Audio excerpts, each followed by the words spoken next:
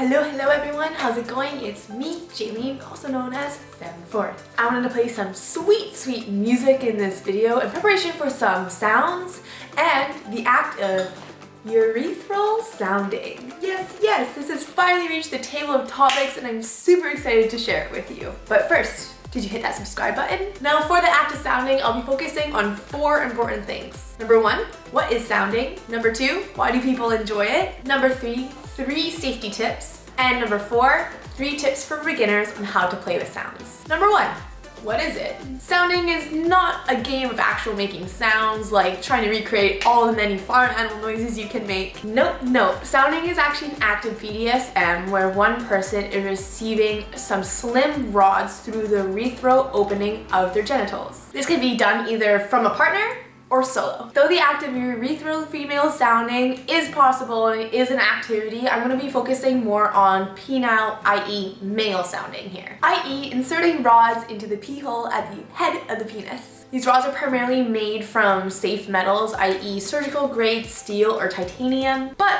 we also see some medical grade silicone, plastic, and glass being used as well. These rods are not measured in length, but rather the girth of the rod itself. As you can see here, there's a little small millimeter and it continues to grow millimeter by millimeter. The sounding rods that I have here, they have 2 different millimeters on either side. So one starts out as a 7, which is on this end, and the other side is an 8 millimeter diameter. Make sure that the toys you are using for sounding are actual sounding toys. I do not want you sticking any plastic pens down there. 2, why do people enjoy it? One of my subs from my dog profession actually really adores sounding, so I actually had him answer this question personally for you all. I found out about sounding when discovering how to milk my prostate, which you can do either through anal or through sounding. Seeing the rod or silicone sound disappear inside myself was exciting. But chew! He also said, feeling my cum make its way up into the shaft with the rod in, then pulling the rod out just in time to orgasm, or even orgasming with the rod in was another level of excitement. Vis-a-vis, if you do orgasm with the rod in, i.e. no cum comes out, is called a retrograde ejaculation. Though retrograde ejaculations don't have a severe medical effect on your body, I do not suggest doing them very often as it can make you less fertile. Spermies need to swim, baby. He also mentioned that the slight twinge of pain that he would feel when stretching out his urethra with the different diameters, as you kind of saw in my sounding kit back then, is something that's a little bit of excitement for him. This is something that people with masochist urges like to kind of experience, pushing themselves to greater limits, or in this case, greater diameters. One thing I will say very seriously, in fact, is that this act of BDSM needs to have a lot of care and preparation involved. So here are the 3 tips you need to do in order to make your play safe. Number 1, sterilize. Because you're placing a toy in the urethra opening, you need to make sure these toys are fun and clean. If not, a UTI can occur, i.e. bacteria sits in the urethra causing pain and infection. To sterilize them, I highly suggest boiling the rods in a pot of water for over 10 minutes, and then once you have finished boiling, take some clean tongs or a gloved hand and place the rods on a towel to cool down. Make sure it's a fresh, clean towel. Before inserting, make sure you take an alcohol swab and wipe the surface of the rods to have more extra disinfection. You can never be too sterilized, my friends.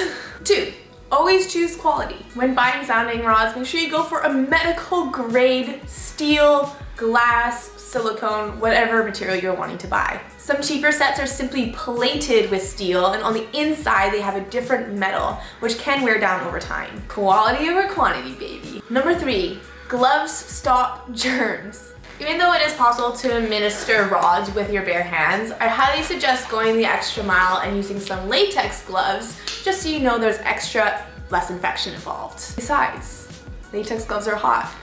Number 4, 3 tips for beginners on how to play. Once you have your sterilized sticks, alliterations are fun, I can't help it. Here are 3 key steps for you to insert them. Number 1, lube up.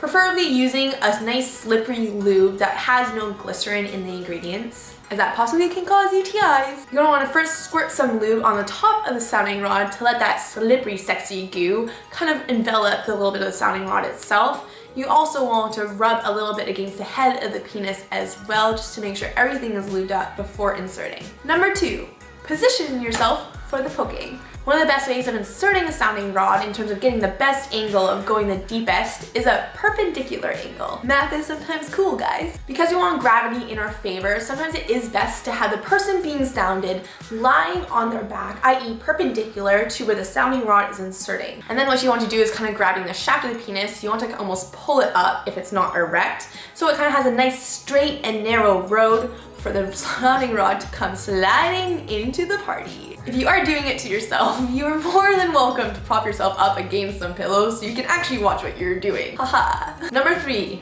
Jay says no forcing. Slowly let the whole of the penis open up to the sounding rod. If this doesn't happen, use a smaller size. And without forcing, let me say that again, without forcing, let the gravity and your gentle hold on the sounding rod itself slowly just work its way down through the urethra at its own pace. There are certain muscles in the shaft of the penis that will contract upon these new sensations. If it does contract and goes up a little bit, that's totally fine. Just make sure you have a loose enough grip on it for it to be steady when it is ready in time to slide back down still until it reaches another contractional checkpoint. You can keep this going until you reach kind of almost the end where the urethra starts to curve and the prostate gland starts. You will see here in this diagram that I'm just showing you right now. There you have it, people, all the things you need to know in terms of how to begin sounding safely. Be sure to follow my IG or Facebook links below where I will have the cons of sounding as told from the personal experience of my sub who really likes this activity, which I think is really highly important to know before you dive